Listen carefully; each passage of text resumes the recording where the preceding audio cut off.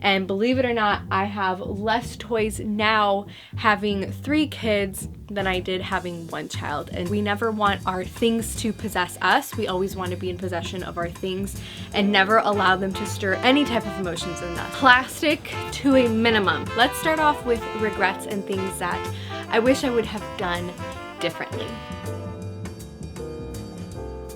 Hello you guys, welcome back to my channel. We are talking all things toy today. I'm going to share regrets that I have, toys I no longer buy, what my rules are, how I do rotations, and ultimately the toys that we have picked after decluttering and eliminating over 70% of my kids' toys. So I'm going to timestamp this video. I pray that it's informational. I pray that this encourages you to go through your kids' toys. I pray this encourages you to be very intentional about every purchase that you make. And I will be speaking about gifts and Christmas time and birthdays and all those things. So if you are new here, make sure to subscribe before you leave. I have 3 kids and a 4th on the way. My oldest is 4, 3, and then I have a 1.5-year-old. And so that is the range of toys that I will be speaking of, but longevity is something that I want to keep in mind. And so a lot of the stuff that I have can be used way beyond 4 years and over. So let me just give you a quick little review of how I've been with toys. So when I had my first daughter, I was in school for early childhood development, and I loved all things early childhood. I still do.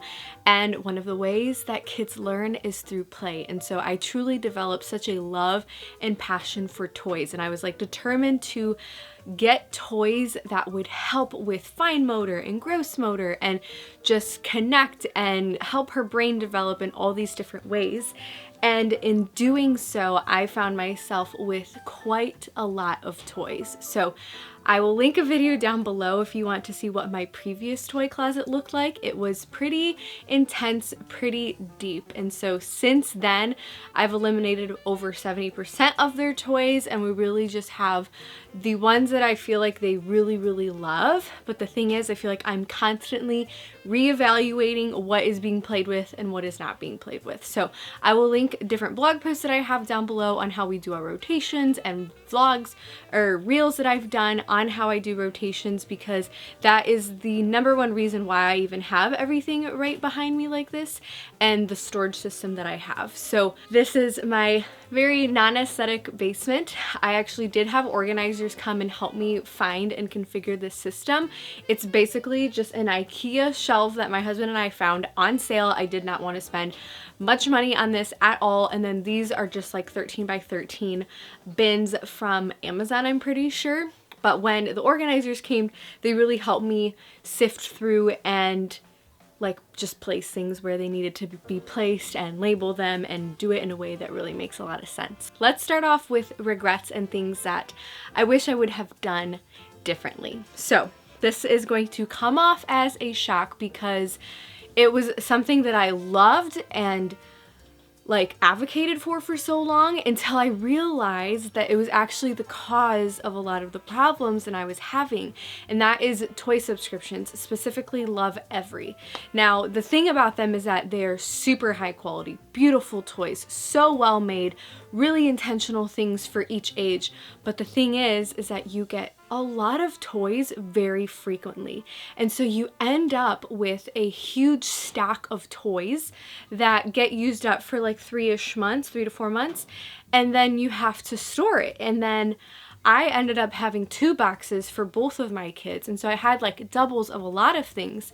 And I found that as my daughter got a little bit older, the toys were cool, but it just wasn't really what she was into anymore. And so I found that I wasn't willing to really donate or get rid of them because I had spent so much money on them, and they're so well made. It's like, it wasn't plastic, it wasn't falling apart, like it was in perfect condition, but I was just holding on to so many of these very large pieces. And so one thing that I do regret is doing a toy subscription like that, because I was holding on to things for so long because I just couldn't justify donating it. So that's one regret that I have. Another regret that I have is not consistently going through their toys for things that they were liking or not liking. This is something that I feel like is really important to do, especially if you do rotations, because if not, you're just kind of storing something down here or wherever you store your toys for no reason if it's not going to get played with. And so the intention behind doing rotations is to constantly have new ones. And so that means that you don't necessarily need to have a large stack of toys to rotate in, because every week feels like it's a new plethora of toys. Another thing that I regret is getting really small pieces and things that are a set, other than puzzles. Puzzles are the one thing that we have kept that require like a full set to work, but pretty much everything else that like requires a certain amount of pieces for it to come and like work, I have donated, because I found that I just had way too many small pieces, way too many things to keep track of, and I just don't have time, nor do I want to make time to do that. And so mainly those actually came from Lovevery is what I noticed, like any of like the ring ones or things like that that required you to have a full set. Another regret that I have is not using and buying toys that had more than one purpose. So when I go through my toys now, which I will do shortly, you will see that a lot of them are open-ended play. There's many ways that you can play with it, many functions to it. There's not just one way to do it. And I regret buying toys that had one purpose. And I think the reason for that I would get those is because I'd say under the age of 2, a lot of the toys that you get, especially more Montessori style, strictly have one purpose, whether it's like a ball that goes down this thing and that's basically the only way you can use it, or there's more of like there's an intentionality because there's an educational purpose behind it. But I've just found that holding on to those they just weren't getting used as my kids got older. And so I'm big on longevity, and so you want it to last. Before I jump in and show you what I have, I want to share some rules that I have, and I want to really encourage any mom to have rules for the toys that you allow into your home, because you have to have some type of boundary. You have to have some set of rules, or else you're just going to end up with such a large plethora of toys that you're constantly having to organize and deal with and maintain and take care of. And as I've been trying to minimalize every aspect of our life, I have applied the idea that every toy in here is an extra job that I have. And so if I already have 100,000 items in my home somewhere, I don't want to add another 500 jobs to my plate, if that makes sense. So treat every toy and every item that you own as a job, and you'll quickly see that you have so many jobs to do and care for, because whether you realize it or not, that little piece of paper that was left in the junk drawer, you're gonna have to tend for it or care for it at some point, whether you throw it away or you organize it or you keep it or whatever you end up doing with it. So the heater just kicked on, so I'm gonna go turn that off real quick and I'll be right back. Okay, the other rule that I have is plastic to a minimum. And this is how I feel like I have been able to hold on to so many toys and keep toys, just because the quality is just so much better. There's a lot of research with plastic versus wood toys. I'll link some research and studies down below. I personally prefer it because of the longevity. They just tend to work nicer, look nicer. My kids play with them more. They last so much longer. I mean, that's longevity, but I find that plastic versus wood is like uncomparable. And the thing that I've also found is that with the wooden toys and the ones that are well made, I'm way more intentional about those purchases versus the ones that are like more plastic. I feel like they literally just break within a week or so. Like, I'm trying to think of like some plastic toys that I've bought them that are like traditional plastic toys, and I feel like they just break, and they have so many small pieces. Like, I feel like they all break all the rules that I have. So no small pieces, minimal plastic. You'll see I do have plastic animals that are very realistic looking. Wooden animals are really, really, really expensive, and I just prefer, and my kids prefer, the more plasticky ones. But there are some things in here that you will see that are plastic, but I wouldn't say they're like your traditional plastic toys. The other thing and rule that I have is minimal batteries. This is something that I was really, really, really, really strict about until my kids are above the age of like 3. just because I found that the battery toys tend to be overstimulating, because when the batteries are on, it's a lot of noise, there's a lot of lights, and it's overstimulating, and I find that it is just becomes like a non-stop, like there's no plan or purpose to their play. It's just like pushing buttons and just non-stop. So you will see that I do have some, and one of them is the kids' walkie-talkies. My son has a like little car thing that we take to the lake, so it's more of an outdoor toy, but it's very, very limited, and it makes for the playroom to be very quiet. It makes the playroom to be very understimulating, and I find that my kids just really thrive with that. So should we jump in? All right, so I actually have two sections I'm going to show you. So I have this area here that has like 90% of the toys. There's also this up area that you can't really see right now, but it has some of like my baskets and things that I use when I rotate. I have this corner right here where I store, they have horses, and they normally have their dress up stuff. And then I have this section here that has some like larger things that are kind of hard to store, as well as a nugget. So I'm gonna just thoroughly pretty much go through everything and just show you what we have, why we have it, if I plan on donating it, if it's in probation, because I have a couple of toys on probation right now, and I'll explain that as well. All right, starting up here, I have a music box. Music is one of the things that I don't think I'll ever get rid of. My babies like it, my older kids love it. We use it a lot for worship. So in here I just have some random music things that are either from Amazon or a collection. Like I have some stuff that we collected from when we went to Alaska to make train noises. Next up is kitchen. We currently don't have a kitchen.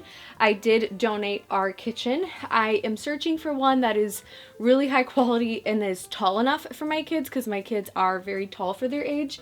I currently can't find anything, but I do and have kept the kitchen items. So in here, I have things like different foods, and I have bought several different types of foods. I had the ones that you could cut in half before. I've had the plastic ones. I've had the wooden ones, and the only ones that I have kept that I just feel like are really high quality, are used a lot, and is realistic are the knit ones. They're so beautiful. They look great. It's a whole piece set that I got, and it has lasted us years. And then shuffled in here too, a lot of these things are wood. So I do wooden plates, wooden like milk containers, and wooden spoons and forks and knives. I've just found that that is what has lasted, because if I do like plastic plates, they get stepped on, they break, or my dogs want to eat them, or something happens. Wood has just sustained and lasted as long as it has. And then I also have like a set of like sushi in here as well. Okay, next section is stuffed animals. It's kind of empty right now. There's only two things in here. Stuffed animals are things that I try to keep very, very minimal. If one comes in, one has to go out. My kids are very familiar with this rule and they follow it pretty well, but their stuffed animals actually do stay on their bed. And so this ends up being kind of bland, as well as the dolls. These are Cuddle and Kind dolls. We have one that we got at the Ark, and then I just have like a baby bottle that they will use, but that is about it. And I like these because not only are they cute to like display in a nursery, but then they're actually pretty functional. My kids really enjoy them. Train tracks. I have two sets of train tracks. One is a wooden one that is classic from IKEA. My kids love those. I love them. And then I also have this one. This is from Way to Play. Every time I show these on my stories or anything, I always get so many questions about them. They are like a different type of track, and they connect to each other very easily and simply. But I will just say, it will drive you crazy because it actually does not connect very simply and easily. And I always thought at our previous house that it never worked for us because we had carpet in our playroom. And so once we moved into this new house and we had like wooden floors, that I thought these would work, and guess what? They didn't. These do not, no matter what you do, lay flat or still. And it drives me absolutely insane. These were so expensive. And even when you look on the Way to Play website and stuff, you can see how the edges like lay up, and it just drives me absolutely insane how they just don't lay flat. But I guess that's just the way that it is. But to me, it drives me literal bonkers. But these are great because my kids are able to make this go up into the pickler or into the wobble board and like make different mountains and things. Like, they really do utilize this in several different ways. Okay, next up I have wooden blocks. I have 3 different sets of wooden blocks. I have really, really large ones. This is from Melissa and Doug. Really high quality. My kids really love these. I also have these other ones that you can see through, and it has like really nice little colors and things. And then I also have these other ones that are a mixture of like flat wooden blocks, bigger wooden blocks, and things. You do not need all 3. I'd say probably just pick one, but I had them. I didn't have the heart to donate them. They're probably the most used toy that my son has. And then we also do have magnetiles. I wouldn't consider those wooden blocks, obviously, but those are some types of blocks. And my son frequently mixes magnetiles with wooden blocks to create different things. All right, next up are cars and trains and trucks and all kinds of things. This could definitely use a donation-y. Like, I could definitely go through this and donate because we do have multiples of each thing. But again, my son plays with every single one of them, so until he doesn't, then I'll start donating. But this is like one of the most used things. This is probably almost always in rotation. These are one of the toys that are currently on probation, and that is a wooden village set that we got for the kids for Christmas a couple years back. We had 2 sets, the police station and a dinosaur one. We donated the dinosaur one. They don't play with it, and I'm about to donate this one because I have found that they just don't play with it either. These last 2 down here are for things that I use for homeschool more so versus actual like rotating into, and that is the education. So this is like a whole skeletal puzzle thing that the kids really love. Our butterfly that we normally get, there's a timer in here, and some like lovevery things that I have kept, and games that I feel like are more educational that I use for homeschool. And then this is the baby category. These are the only baby toys that I have under the age of 1. So I've separated like all teethers, all like more fine motor things that a baby would use under the age of 1 versus like 1 and up. I used to have way more. This probably made up my entire like half of my toy collection was toys for kids under the age of 1, maybe 1.5, because lovevery has just so many of those, and there was a lot, and so that is definitely where it was like the most heavily decluttered. All right, moving on. Up here I have felt board. This is what I use for a lot of our like church stuff, not church stuff, like our Bible stuff for the kids. I have 2 different felt boards and then different characters. So I have like Noah and the Ark, Jonah and the fish, creation, Adam and Eve, and Mary and Joseph. Kids love these. Then I have puzzles. I've only kept 6 different puzzles, and these are very large pieces. They are not like the wooden ones that you kind of have to put into place. I found that those took up too much space and they're really difficult to store. So I much rather have puzzles like this, and these are the only like quote unquote small pieces that I have kept because I'm able to just organize that well. Next up is this teepee thing that came in a lovevery box. It's currently on probation. The kids have not touched that in months. Then I have people. This is, again, one of the most played with things. I have Bible characters. I have rainbow blocks. Why is that in here? And then I have peg people. And my kids love these. I don't plan on donating any of these. All of these are so well loved, and they create the most beautiful things with these. Next up are animals. I have farm animals, zoo animals, and then insects. Again, every single one of these are well loved and used so much. Next up, I have a lovevery category of like 3 of the toys that I have decided to keep, just because they are ones that the kids do play with. This toy is currently on probation because I plan on getting rid of that soon. It just has too many pieces and the kids don't play with it. Okay, I have another wooden blocks category, but it's empty, and so I'm assuming those were probably in here or something.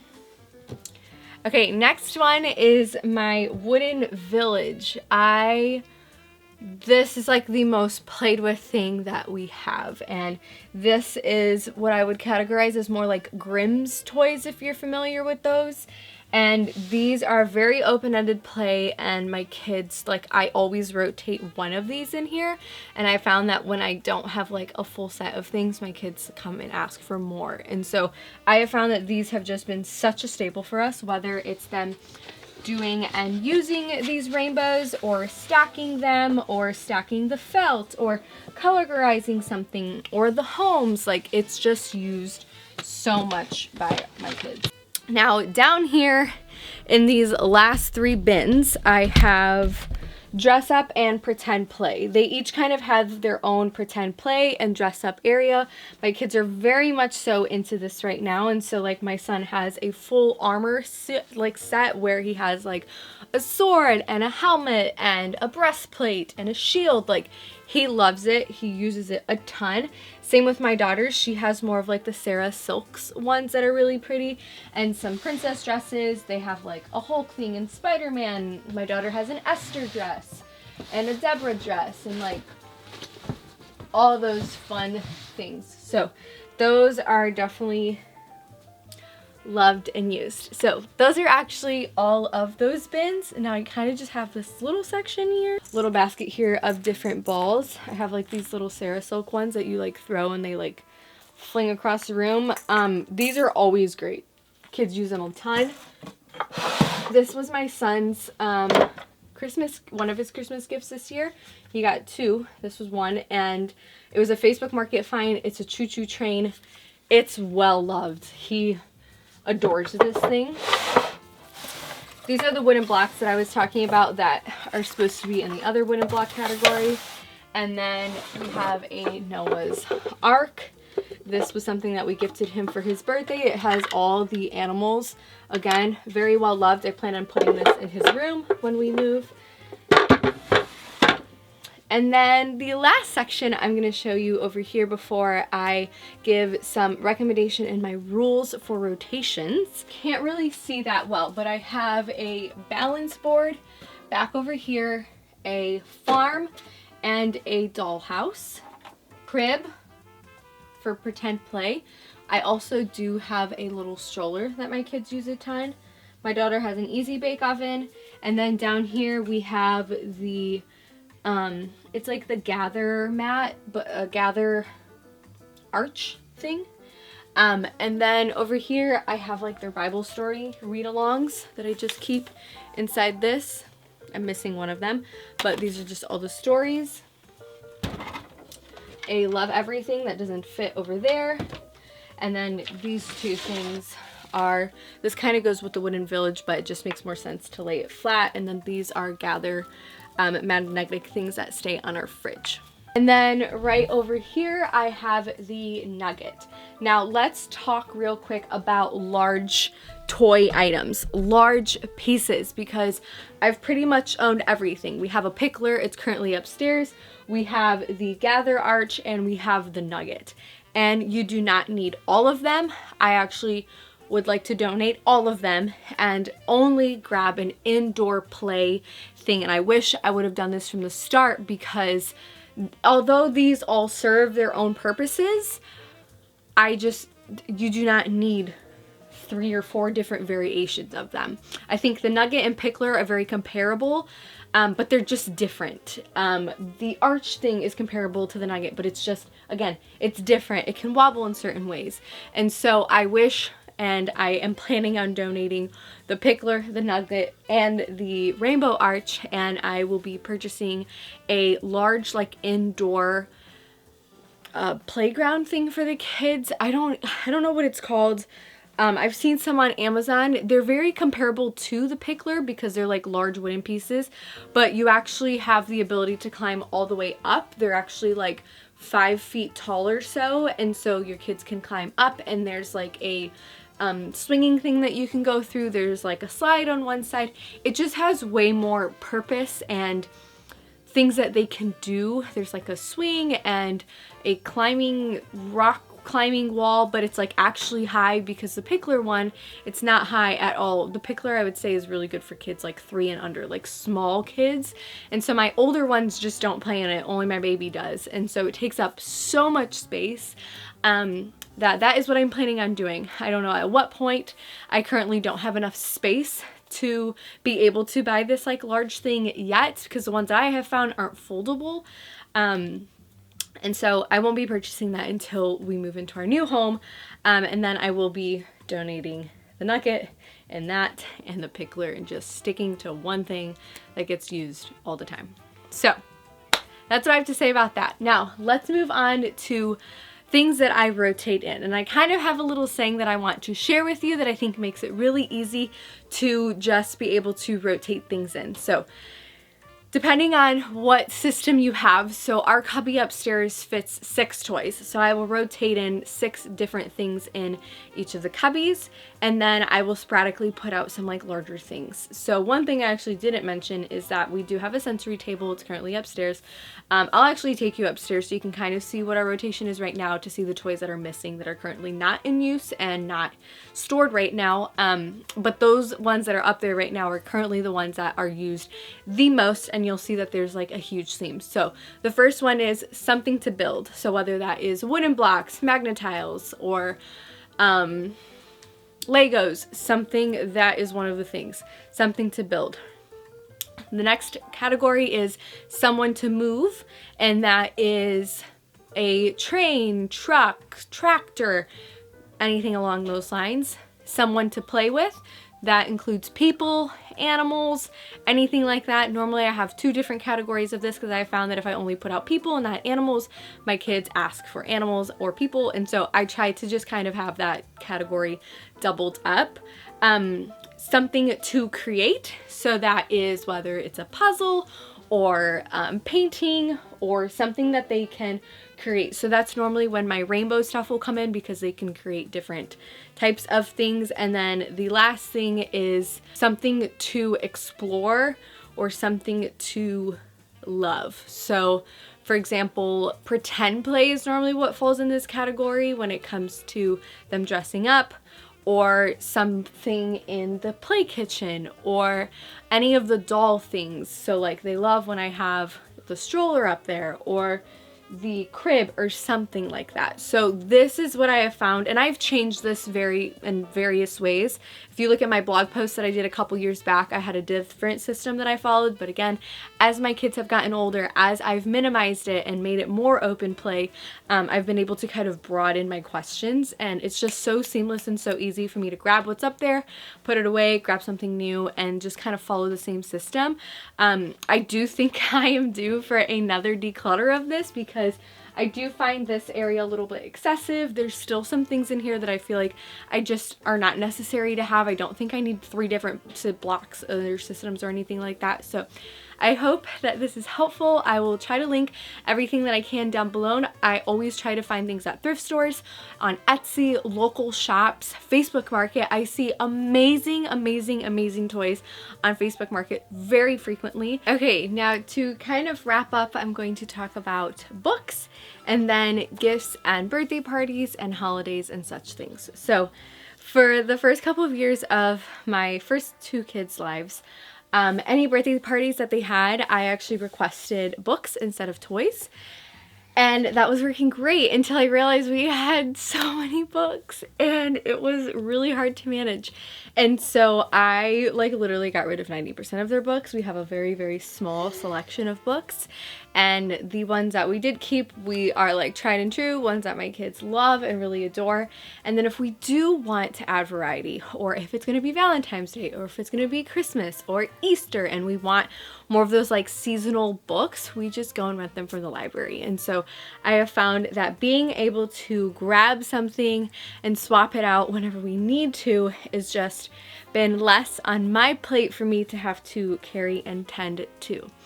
Now, when it comes to gifts, this is something that I think everyone has their own opinions on. I think it is so beautiful and such a blessing that someone would ever want to gift anything to my children. And so I never want to take that away from someone, because I know gifting is a love language for a lot of people.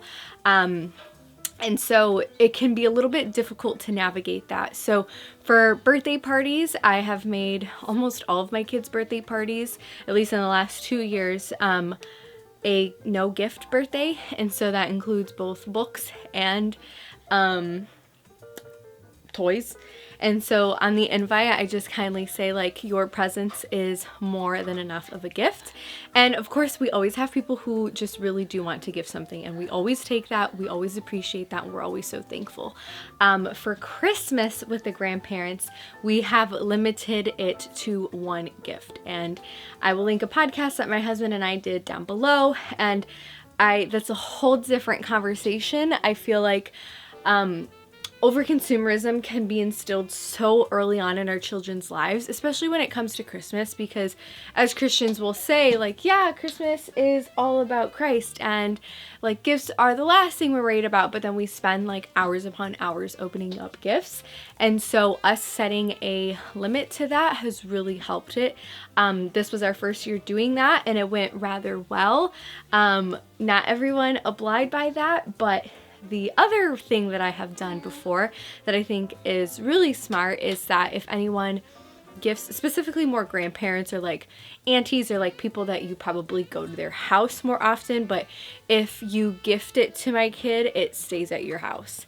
And so more of like the extra toys that got gifted to them this year for Christmas ended up just being toys that like my parents or Jordan's parents wanted to just keep at their home for whenever we visit, so the kids always have toys. So that has worked, and a lot of the toys that I donated I sent to my parents' house or Jordan's parents' house or to my friends who just had babies, or there's always something to donate or hand it down to. And so I think people are always very thankful, and we always try to let the kids know that we're appreciative of whatever it is. So another and last final hack that I will give you is to keep a donation bin bucket situation where you keep all the toys. Because if something comes down and you notice it was up for the last 2 weeks and your kids played with it for maybe 5 minutes and didn't enjoy it, when you come back down, put it in that donation bin instead of storing it back up here for it to be up here for another 3 weeks. And so I find that that is super helpful. And when I say my things are on probation, like I feel like it's small enough of a collection where I can just mentally know, and I know exactly which ones are on probation, whereas I don't need to necessarily put them in the donation bin for them to sit there just yet. But once I realize they're off probation, they're going to jail, into the donation box they go. So, hope this video is helpful. If you have a system that you follow for rotations, or if you have certain rules for your kids' toys, leave them down below. I am always searching for wisdom in this area. And I feel like it's just the beginning for me. I only see me having less toys the more kids I have. And believe it or not, I have less toys now having 3 kids than I did having 1 child. And so to me, that is a huge win. So I hope this encourages you. And sorry, I keep saying it's the last thing I'm going to say, but I keep saying more. But if you have a child who is, okay, when it comes to the donation process, because I feel like I get this question pretty frequently, explain to your children what you're doing. If your child is crying about a toy that you're trying to donate, you probably shouldn't be donating it. I don't donate toys that I find that my kids play with, because that's what I want them to do. And so if you're donating something and your child really enjoys it, don't donate it. Like that's not helpful to anyone. But if there have been some toys where they say they really like it, but I know they just do not play with it, I am just very honest with them. And it's a beautiful opportunity for you to get to witness to your children how we aren't supposed to store our treasures in heaven, and how every gift that we have belongs to God, and that nothing truly is ours. And so I find that the donation process actually really helps that. And then you can also explain how there are some kids who don't have any toys, and that you're able to now let this toy get played with and loved on. And so I think instead of allowing the donation process to become a really stressful time for your kids, I think it's a really beautiful opportunity for you to be able to witness to them and explain to them and show them why we're doing what we're doing. And if you haven't thought about that yet, like, it would be a good time to think about that prior, and this would be a really great way to show them, like, we say that our treasures aren't stored in heaven, and so we can't just hold on and keep everything that we have. Yeah? Everything that we have belongs to Christ, and if something is so valuable to us that we're not able to let it go within an instant, then that has become an idol to us. And then you can explain to them that an idol is anything that you think about more than God, desire more than God, want more than God, and aren't able to just give up. We never want our things to possess us. We always want to be in possession of our things and never allow them to stir any type of emotions in us. So I think teaching them that at a really young age can be so fruitful and decluttering, and just making sure that we aren't attached to items and things. And so, yeah, that's my last little spiel. If you are thinking about doing a donation and thinking about eliminating some of your kids' toys. So I pray that that's helpful. I gotta go because I have a potato. I have a potato that needs mama. But I love you guys. Be blessed, and I will see you in my next video. Bye.